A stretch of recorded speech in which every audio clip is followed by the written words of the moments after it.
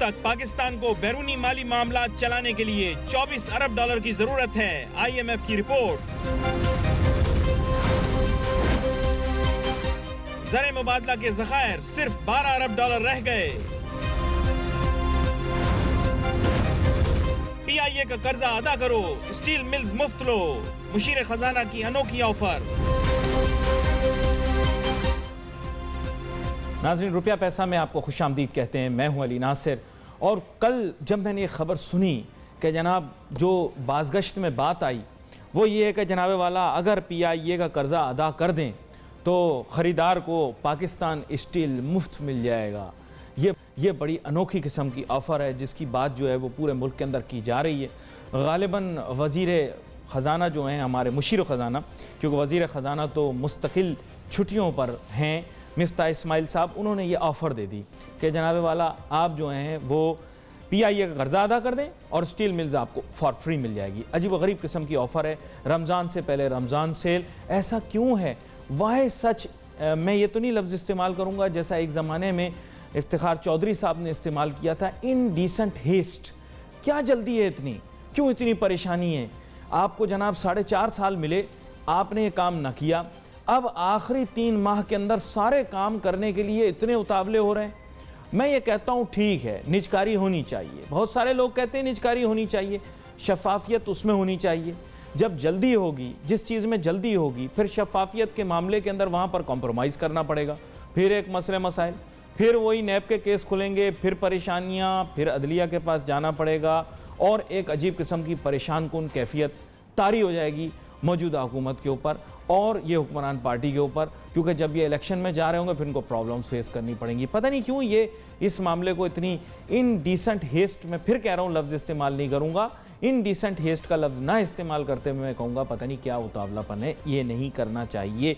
Not so quickly, करना ज़रूर चाहिए था, आपको वक्त मिला था, लेकिन आपने उस वक्त नहीं किया। अब शायद टाइमिंग का इशू है। खैर, इसके ऊपर मैं खुद चाहूँगा कि मिफ्ता इस्माइल साहब से भी बात हो मुस्तकबिल के अंदर। प्रॉब्लम्स और भी बहुत सारी हैं। IMF की रिपोर्ट आई है, उसके अंदर पाकिस्तान की मईशत के बारे में बहुत सारे सवालात उठाए गए हैं। पाकिस्तान की फ़ॉरेन एक्सचेंज पोजीशन भी जो है उसके मुतालिक भी हमने आपको बताया कि बड़ी परेशान कुन कैफियत वहाँ पर भी तारी हो गई, हुकूमत के लिए भी, मुल्क के लिए भी। देखें, अब हुकूमत का मामला जो है ना ये छोड़ते हैं, अब बात करते हैं मुल्क के बारे में। मुल्क को जिन चैलेंजेस का सामना है, अब हुकूमती पार्टी और अपोजिशन पार्टी, उसकी रेलेवेंस अब नहीं रही। ये हमारा मुल्क है पाकिस्तान, इसकी हुकूमत जो है we will have to own it. इसके जो प्रॉब्लम्स हैं we will have to own it, इसके जो सोल्यूशंस हैं we will have to find them out. अब ये हम नहीं कह सकते कि ये नॉन लीग है, पीपल पार्टी, PTI, इन सब को चांस मिला, इन सब ने जो है ज़ीरो रिजल्ट निकाला। ये मैं तो नहीं कह सकता कि नेशनल गवर्नमेंट थी, लेकिन एटलीस्ट ऑल पार्टीज़ जो थी उनको ये अपॉर्चुनिटी हासिल थी कि वो पार्लियामान के अंदर इस चीज़ को डिस्कस करते, कोई ना कोई एग्जीक्यूटिव एक्शन लेते। अनफॉर्चुनेटली मैं तो अब इन सब पार्टियों की इकोनॉमिक पॉलिसीज़ को नाअहली और गैर मौसर होने का मैं कहता हूँ कि मैं दावा कर सकता हूँ, क्योंकि ये गैर मौसर पॉलिसियाँ इन्होंने डिवाइस की जिसका मुल्क की मईशत के लिए कोई फ़ायदा नहीं रहा। और साथ ही साथ मैं ये भी कह सकता हूँ कि नाअहल लोगों की तादाद बहुत ज़्यादा बढ़ गई होगी, और बाई नाअहल I mean inefficient, ineffective people, जिनकी वजह से आज हमारी एयरलाइन का भी प्रॉब्लम जो है वो हम फेस कर रहे हैं।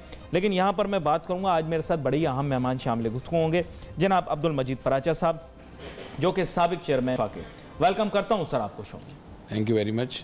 अब्दुल मजीद पराचा साहब, बुनियादी तौर पर यह मौजू हमारे नज़दीक ज़रूर है, बेशक ये ऐसा मैं कहता हूँ कि मौजू नहीं है कि जिसके ऊपर बहुत ज़्यादा एम्फेसिस आपकी जानिब से होगी, लेकिन सनत तिजारत के शोबे से जो भी शख्स इससे ताल्लुक़ रखता होगा वो एक राय ज़रूर रखता होगा। जब आपने ये खबर सुनी तो आपका क्या रिएक्शन है नेचुरल, उसके बारे में हमारे नाज़रीन को आगाह करें। बहुत शुक्रिया अली साहब। बात यह है कि सबसे इम्पॉर्टेंट चीज़ तो ये है कि अगर आज हम इसको तज्जिया करें, एयरलाइंस में अगर आप इंटरनेशनली देखें तो सारी एयरलाइंस जो हैं बहुत अच्छे रेवेन्यूज़ इस वक्त बना रही हैं। उसमें एमिरेट्स एयरलाइन है, दूसरी एयरलाइंस हैं। क्या वजह है कि PIA जो है वो रेवेन्यू नहीं बना पा रही है? इस चीज़ को देखने की ज़रूरत है। और मैं आपकी बात से इससे भी एग्री करता हूँ कि प्राइवेटाइजेशन होनी चाहिए, लेकिन उसका एक तरीका होना चाहिए। और ये जो डील ऑफ़र हो रही हैं इस तरीके से, इसका कोई इससे लिंक नहीं है। अगर आप एयरलाइन के साथ आप लिंक कर रहे हैं स्टील मिल को, तो मेरे हिसाब से तो ये कोई इसका ताल्लुक़ वास्ता नहीं बनता। तो ये तो बेसिकली इस वक्त जो ज़्यादा ज़रूरत है वो ये है कि PIA जो है वो एक लॉजिस्टिक से रिलेटेड चीज़ है, उसको अच्छा, उसको मैं आपके साथ एम्फोसाइज करूंगा जी। लेकिन यहाँ हमारे साथ हमें ज्वाइन कर रहे हैं जनाब फवाद चौधरी साहब, जो कि रहनुमा है PTI के, वैसे तो किसी तारुफ के मोहताज नहीं। जनाब फवाद चौधरी साहब, आपको वेलकम करता हूँ शो में। बड़ी मेहरबानी जी, शुक्रिया। चौधरी साहब, ये जो खबर आपने देखी होगी, मैंने भी देखी है, गर्दिश में है, वो कह रहे हैं जनाबे वाला PIA का कर्जा जो है वो किसी तरह पे कर दो, Pakistan steel take for free. तो ये कुछ बात मुझे समझ में नहीं आई, इसको किस तरह से आप एनालाइज करते हैं, क्या आपका तज़िया है इसके मुतालिक? लेकिन ये पहली बात तो ये है कि जो जब ये स्टील मिल प्राइवेटाइज की गई थी तो उस वक्त इसको जो चैलेंज किया गया था उनमें PMLN भी शामिल थी, ख्वाजा आसिफ थे जिन्होंने चैलेंज किया। अब 24 अरब रुपए से ज्यादा का जो सालाना है वो खसारा है, और ये जिस नहज पर पहुंची है ये पे दर पे जो हुकूमतों की नाअहली है उसकी वजह से ये यहाँ पर पहुंची है। उसके साथ ज़मीन को बेचने की कोशिशें की गई। फिर तमाम जो पार्टीज हैं, पीपल्स पार्टी और PMLN, ये खसूसन ये करती हैं कि जब भी सरकारी इदारे आते हैं उनकी बंदर बांट की जाती है, यानी अपने लोगों को टॉप पे लगाते हैं, फिर उन लोगों के जरिए अपने लोगों को भर्ती करवाया जाता है। नहीं तो आप आएंगे तो आप मर्जी के लोगों को नहीं लगाएंगे क्या? आप भी मर्जी के ही लोगों को लगाएंगे अगर आप लोगों को मौका मिला तो? देखिए, हमें जब मौका मिलेगा और हम देखेंगे, वो तबसरा तो बात का है ना, लगाएंगे या नहीं लगाएंगे वो तो फिर बाद ही की बात है। अभी मैं कह दूं कि नहीं लगा, मैं कहूँगा नहीं लगाएंगे, कोई और कहेगा नहीं लगाएंगे, तो वो कोई ऐसा लॉजिकल आर्गुमेंट नहीं है। जब होगा देखेंगे तब होगा। अभी अच्छा, let me ask you something very interesting. Do you have a plan to fix these things? क्योंकि अभी तो समझे ना कि ये 50-50 चीज़ है, मे बी ये ना ही हो, कुछ भी जो मामला कर रहे हैं, तो do you have a plan? क्या आपके पास कोई प्लान है कि जी हम स्टेट एंटरप्राइजेस को किस तरह चलाएंगे? हम अगला जो अपना मंशूर ला रहे हैं उसमें जो फर्स्ट 300 डेज का, हम 100 डेज का प्लान दे रहे हैं, फिर 300 डेज का प्लान दे रहे हैं, और उसके बाद हम 5 ईयर्स का प्लान दे रहे हैं। जो हमने अपने जो मंशूर है उसको 3 हिस्सों में बांटा है। जो PIA और स्टील मिल है ये हमारे 300 डेज के प्लान में शामिल है, और उसको जो है वो इंशाल्लाह ताला हम जल्द रिवील कर रहे हैं। जब हम अपनी ऑफिशियल कैंपेन अप्रैल के आखिरी हफ्ते से शुरू कर रहे हैं तो उस वक्त हम अपना जो पूरा आइडिया है टू रीस्टोर दीज ऑर्गेनाइजेशंस वो हम इंशाल्लाह देंगे। अच्छा, आपने रिसेंटली ट्रैवल किया है PIA के ऊपर? जी बिल्कुल। आपको मैं चंद बेसिक इश्यूज और प्रॉब्लम्स बताता हूं। सबसे पहली चीज़ ये कि कैबिन क्रू के बारे में और उनके रवैये के मुतालिक जो है आपको पता है बड़ी दुनिया के अंदर एक राय पाई जाती है कि सबसे पहले वही वेलकमिंग नहीं है। हम सारी दुनिया के सामने वावेला मचाते फिर रहे हैं, we are very hospitable country, हम बड़ी हॉस्पिटैलिटी करते हैं, हम बड़े मेहमान नवाज हैं, और हमारी जो एयर होस्टेस होती है उससे अगर आप पानी मांग लें तो फिर उसके बाद आपको करबला की याद आ जाएगी। तो मुझे ये बताएं कि ये हम इस तरह की जब प्रोजेक्शन ही हमारी गलत है तो फिर हम किस तरह इंटरनेशनली अपने इमेज को प्रोजेक्ट करेंगे? मुझे सिर्फ ये बताएं आप। इंटरनेशनल इमेज तो पता नहीं है, लोग अच्छे भी होते हैं, बुरे भी होते हैं, बड़े बड़े कर्टियस लोग भी होते हैं, तो ये तो नहीं कहा जा सकता सारे ही ऐसे हैं। अब सवाल ये है लेकिन कि एक ऑर्गेनाइजेशन में आपका जो ऑर्गेनाइजेशनल स्ट्रक्चर होना चाहिए वो ऐसा होना चाहिए कि लोगों को पता हो कि अगर उनका जो काम है वो अच्छा करेंगे तो उसका रिवॉर्ड मिलेगा, और अगर वो काम अच्छा नहीं करेंगे तो उनकी तनज़ली होगी। नहीं, लेकिन बेसिकली फवाद साहब देखें ना, आप फ्लाइट पर्सर अगर पकड़ा जाता है ड्रग्स की पोजेशन के साथ तो ये तो एक गलती में जा रहा है ना। और किस एयरलाइन के लोग पकड़े जा रहे हैं? मतलब कौन सी ऐसी प्रोमिनेंट एयरलाइन है जिसके लोग पकड़े जा रहे हैं, कभी ड्रग्स में कभी किसी चीज़ में? इशू तो एग्जिस्ट करता है ना। आप लोग अभी तो मशहूर हो गए हैं क्योंकि PIA की ये जो लेबर की जो आपकी मकबूलियत है वो बढ़ रही है क्योंकि आप उनको बचा लेंगे। अब एयर लीग और जो ये मतलब ये है कि यूनिटी वाले हैं वो थोड़े कमज़ोर हो जाएंगे, आप थोड़े मजबूत हो जाएंगे, तो इसकी पॉलिटिक्स में तो कहीं इन्वॉल्व नहीं हो जाएंगे PIA की यूनियन पॉलिटिक्स में? देखिए, हम जो रिस्ट्रक्चर करने का पूरा प्लान इंशाल्लाह इसको देंगे। हम बोर्ड रिकॉन्स्टिट्यूट करेंगे और हम पूरा इसका बताएंगे कि किस तरह से हमारा आइडिया क्या है इसको रिस्ट्रक्चर करने का, लोन्स को किस तरीके से सेटल करना है, क्योंकि बुनियादी मसला जो PIA का है वो उनके कर्जे हैं जो साल से चले आ रहे हैं। जो नीचे का स्टाफ है उसका इतना प्रॉब्लम नहीं है। आप ऊपर जो स्टाफ इतना हाईली पेड ले लेते हैं और वो कॉम्पिटेंट नहीं होता, उसका प्रॉब्लम है। अब देखता यही है कि इसको बैलेंस करना है, और बैलेंस करने के लिए हमारी जो इकोनॉमिक टीम है, असद उमर साहब हैं, उमर अयूब साहब हैं, ये सब लोग इस वक्त एक स्ट्रक्चर बना रहे हैं। वो इंशाल्लाह ताला हम अपनी कैंपेन के दौरान उसको लॉन्च करेंगे। I feel you don't have the same energy today जो आपके अंदर रोजाना होती है। पता नहीं कुछ ऐसा महसूस हो रहा है, कुछ नज़ला, सियासी जुकाम, बुखार, बस ये तो पूरे पाकिस्तान में ही फैला हुआ है। I wish you well. आपका बहुत शुक्रिया फवाद चौधरी साहब, आपने हमें ज्वाइन किया, आपने टाइम दिया। जाहिर बात है वो उनके साथ अनफेयर हो अगर मैं उनकी जो है प्योरली इकोनॉमिक राय लूँ, लेकिन सब्सटेंशियली एक क्वालिटेटिव व्यू ज़रूर आना चाहिए। यहाँ पर हमें एक छोटी सी ब्रेक लेनी है, ब्रेक के बाद वापस आते हैं, फिर हम अपने फाजिल मेहमान से जो है लॉजिस्टिक्स के बारे में भी बात करेंगे। Let's take a short break.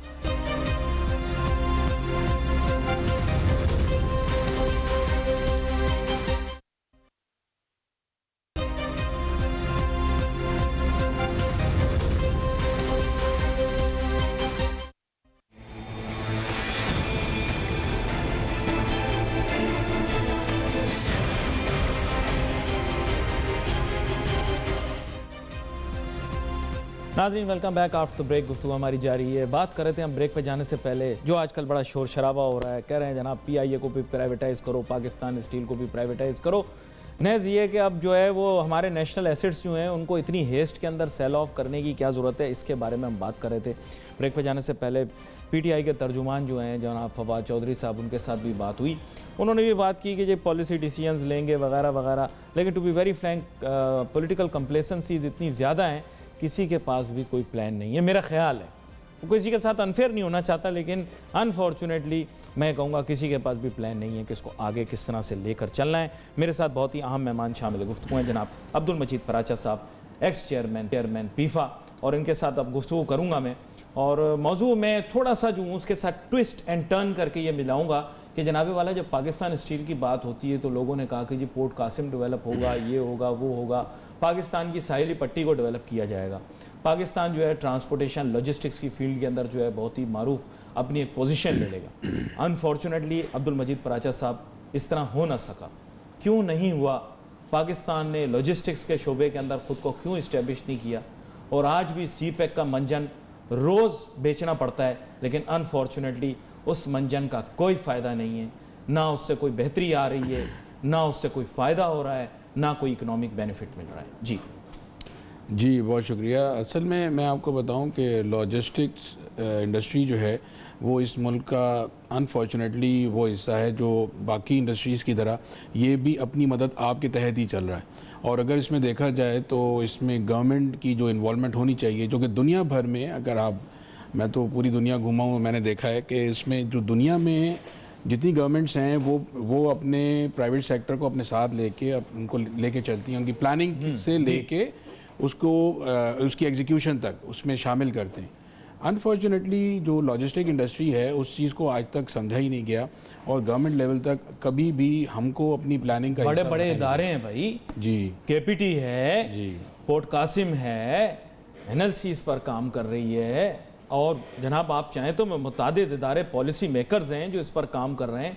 Ports and shipping की मिनिस्ट्री है, उसके मतलब इदारे तो मौजूद हैं, इदारे मौजूद हैं, लेकिन देखें उनको तवज्जो नहीं है, उनको इंगेज करना चाहिए। फ्रेट फॉरवर्डर्स जो कि लॉजिस्टिक प्रोवाइडर हैं, जो कि माल की तरसील में सबसे ज़्यादा अहम किरदार अदा करते हैं।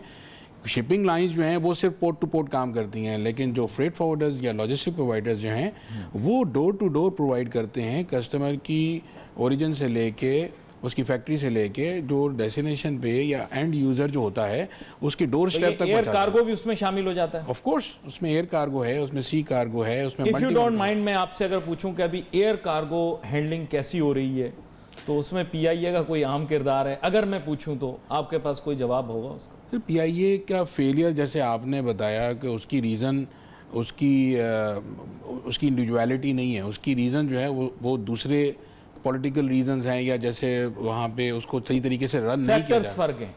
रन ही सही नहीं किया जा रहा ना उसको। देखिए अगर एमिरेट्स आज देखा जाए तो एमिरेट्स को बनाने वाले पीआईए वाले हैं, लेकिन एमिरेट्स आज तो बेहतर माजी हो गया ना सर। तो बात ये कि टैलेंट तो मौजूद है, आप जो करेक्ट लोग हैं, जो सही लोग हैं, उनको इंगेज करेंगे तो डेफिनेटली पीआईए जो है वो क्यों नहीं रन कर सकती। कोई रीज़न नहीं है कि पीआईए ना रन कर सके जब दुनिया भर की एयरलाइंस करती हैं। जब इशू उठाया इसी पर मैं आपसे एक बात करता हूँ। आपसे ब्रेक के दौरान बात हो रही थी, आप दुबई गए होंगे, अबू धाबी गए होंगे, आप देखें वहाँ पर भी तो किस तरह से एयरपोर्ट और एयरलाइंस को डेवलप किया जा रहा है, प्रमोट किया जा रहा है।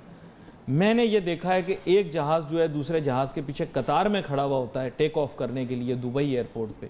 अबू धाबी के अंदर भी सिचुएशन बहुत अच्छी होगी मेरे ख्याल से, वो तो पूरा एरोपोलिस बना रहे हैं। तो आपको देख के दुख नहीं होता वहाँ पे कि ये क्या हो रहा है? बहुत दुख होता है, और हमें दुख सबसे ज़्यादा इस बात का होता है कि हम में ये पोटेंशियल है, हमारे यहाँ टैलेंट मौजूद है, लोग हैं जो कर सकते हैं, लेकिन सिर्फ नॉन कोऑपरेशन या गवर्नमेंट के जो सही इदारे हैं अगर वो प्राइवेट सेक्टर को अपने साथ लेके चलें, इस चीज़ को डेवलप किया जा सकता है। क्यों नहीं किया जा सकता है? आप इस चीज़ को देखें कि दुबई से पहले पाकिस्तान एयरपोर्ट था वो बेसिकली फ्यूलिंग का हब था।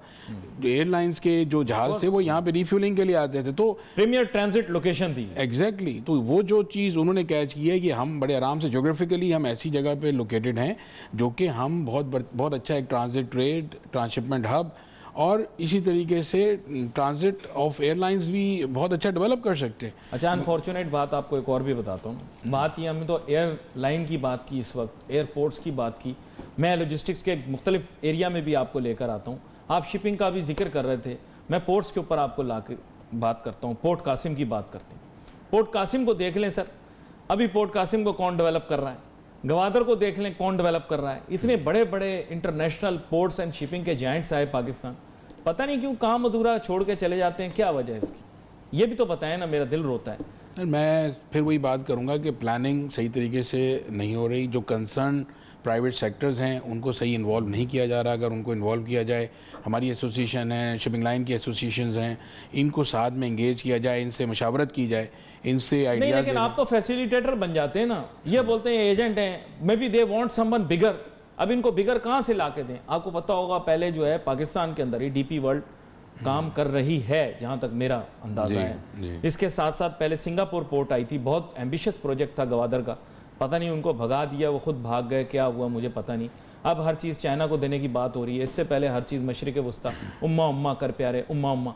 तो मेन इशू ये है कि हम एक जगह टिक के एक काम को कंप्लीट क्यों नहीं कर पा रहे? फिर केटी बंदर का भी बड़ा शोर था, बोल रहे थे यहाँ पर भी पोर्ट बनाएंगे, क्या बना सर? मेरे दिल को दुख होता है। थोड़ा तो आप लोगों को भी पता होगा क्या पेशरफ्त हो रही है, या आपको कोई भी कुछ नहीं बताता? नहीं, देखें हमें भी उतना ही पता है मेरे ख्याल में जितना आपकी नॉलेज में होगा, लेकिन अगर आप इसको कंपेयर करें तो दुबई को पाकिस्तान से कंपेयर करें तो दुबई में अगर आप यही चीज़ देखें तो वो बहुत अच्छे तरीके से हो रही है।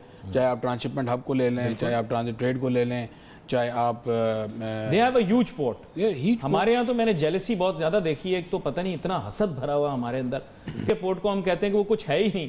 यकीन करें मुझे तो हंसी निकल जाती है। दुबई का पोर्ट इतना फास्ट डेवलपिंग है, जबल एली जो है इतना उन्होंने बेहतरीन किस्म से आप देखें उसको इंडस्ट्रियल एरिया को डेवलप किया। देखिए उन्होंने सिंगापुर को फॉलो किया है। अच्छा। और सिंगापुर को फॉलो मगर इस तरीके से किया है कि उसकी एग्जीक्यूशन हुई है। दुबई में देखें, अगर आप ये नोट करें, हमने भगा दिया सिंगापुर को, हमने कहा भाग जाओ यहाँ से। हम लोग तो बेसिकली उनको करने नहीं देते। देखें, पॉलिसी या प्लानिंग ऐसी होनी चाहिए कि जो कि लॉन्ग टर्म हो। ये चीज़ें एक दिन में डेवलप नहीं होती, मगर उनको साथ में आप कॉन्फिडेंस दें, उनको आप सिक्योरिटी दें, आप उनकी सेफ्टी करें। अब आपने सुना होगा कुछ दिन पहले वो चाइना का यहाँ पे कॉस्को का जो डायरेक्टर था वो उसकी डेथ हो गई। तो मतलब अगर इनको सिक्योरिटी नहीं मिलेगी, उनको सही पॉलिसीज नहीं मिलेगी, उनको सही टेररिज्म थी ना। एग्जैक्टली। तो ये भी एक बहुत बड़ा फैक्टर है। देखें, सिक्योरिटी जो है ना वो एक बहुत बड़ा कंसर्न है इंटरनेशनली लोगों को यहाँ पे ना आने का। अदरवाइज देखें कि आपके मुल्क के अंदर इतना ज़्यादा पोटेंशियल है कि इसको फर्दर डेवलप करने के लिए बहुत सारे लोग आके यहाँ पे काम करना चाहेंगे, लेकिन अगर सिक्योरिटी थ्रेट रहेगा तो कैसे आ सकते हैं?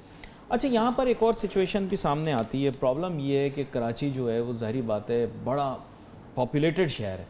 अब यहाँ पर पोर्ट एक्टिविटीज़ की जा रही हैं, तो मैं अब लोगों किस तरह से जोड़ूँ? अगर उन्होंने अब कंट्री जाना है तो वो अब they have to pass through the whole city.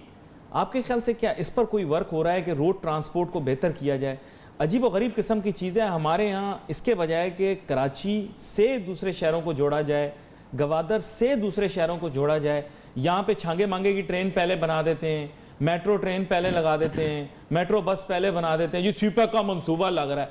मुझे आज तक ये समझ में नहीं आई कि भाई रसोई से मैंने मेहमान खाने में जाना है, मैंने बीच में जो है वो गुसल खाना और अपना बेडरूम क्यों डाल दिया है, ये मुझे समझ में नहीं आ रहा। आपको समझ में आई ये वाली बात? देखिए, इसकी रीज़न भी वही है कि जो प्लानिंग है उसकी प्रॉपर नहीं है, और प्लानिंग में जब तक प्रॉपर लोग नहीं होगा। देखिए, मैं आपको जैसे एग्जांपल दूं कि इस वक्त दुनिया भर में इनलैंड वाटरवेज जो है ना सबसे चीपेस्ट वे ऑफ ट्रांसपोर्ट है।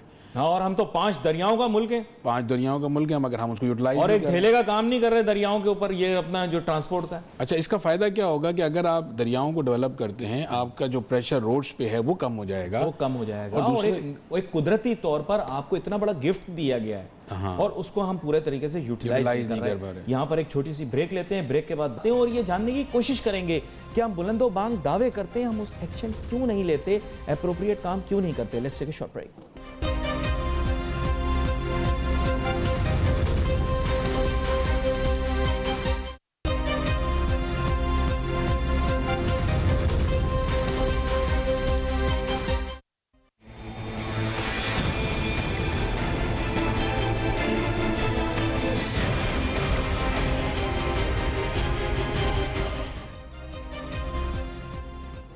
नाज़रीन, वेलकम बैक आफ्टर ब्रेक। गुफ्तगू हमारी जारी है, बात कर रहे हैं हम उस खबर की जो आजकल जो है बाज़गश्त में है कि जनाब वाला ये पाकिस्तान स्टील के जनाब PIA के सिलसिले, और दोनों को जो है वो एक साथ ही जनाब निपटा दो। और यहाँ पर हमारे साथ मेहमान मौजूद हैं स्टूडियो के अंदर, जनाब अब्दुल मजीद पराचा साहब, एक्स चेयरमैन पीफा, और अब हमें ज्वाइन कर रहे हैं बजरिया टेलीफोन लाइन जनाब सेनेटर अब्दुल करीम ख्वाजा साहब। वेलकम करता हूँ सर आपको शो में।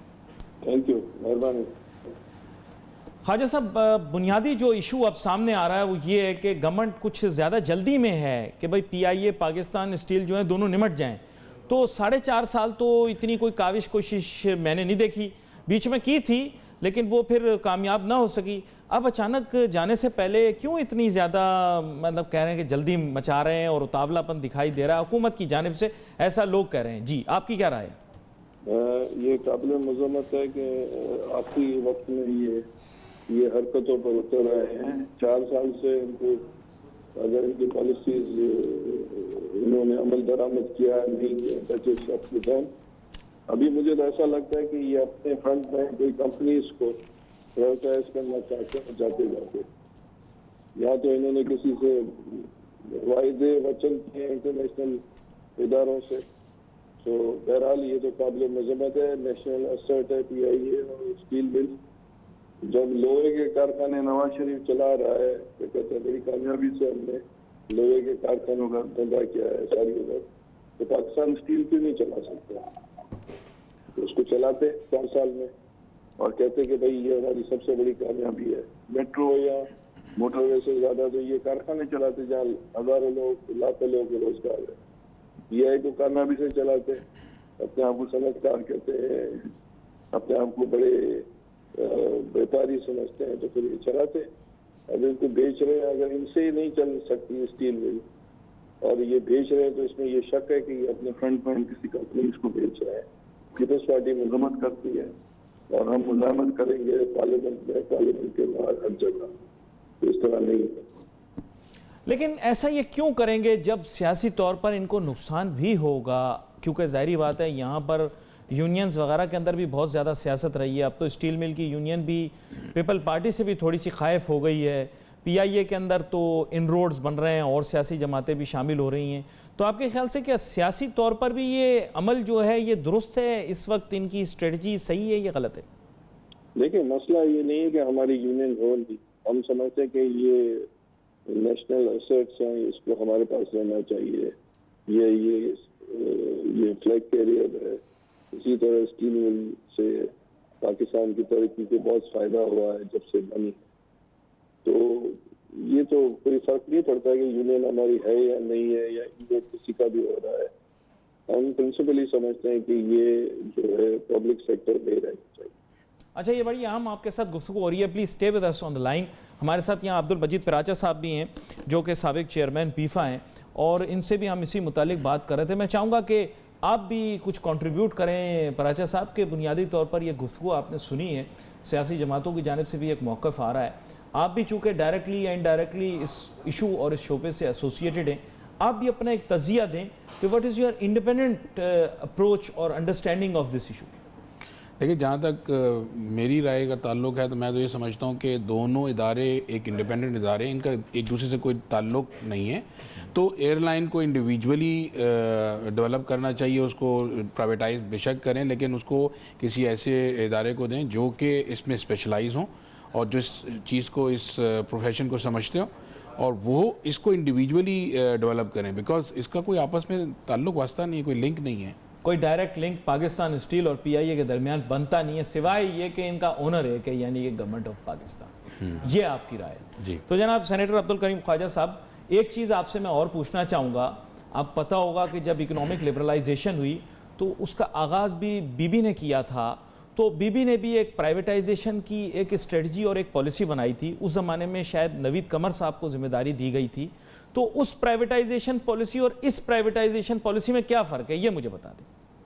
नहीं, उस ज़माने में हमने वर्कर्स की शराकत रखी थी और उसमें हमने ऐसी पॉलिसीज रखी थी कि जो भी वहाँ जो मजदूर है या जो काम कर रहा है उसकी शराकत हो, परसेंटेज हो।